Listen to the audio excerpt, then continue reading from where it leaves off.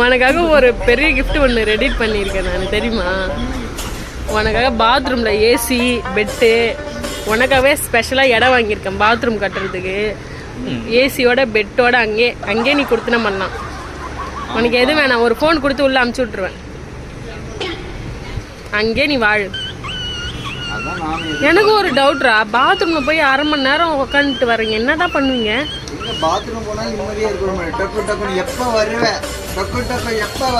பின்ன அவ்வளோ நேரம் என்னடா பண்ணுவீங்க?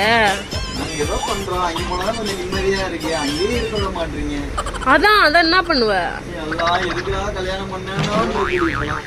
ஏய் எனக்கு அதெல்லாம் டவுட் இல்ல. 1/2 மணி நேரம் பாத்ரூம் உள்ள போய் என்ன பண்ணுவேன்? எனக்கு உண்மையை சொல்றா. அது அங்கதான் போய் பார்க்கணுமா? ரீல்ஸ் தான் பாக்குறியா? உண்மையை சொல்லணும். இப்படி முறைச்சனா நான் தான் கேட்பேன். நான் கேள்வி சொல்லு.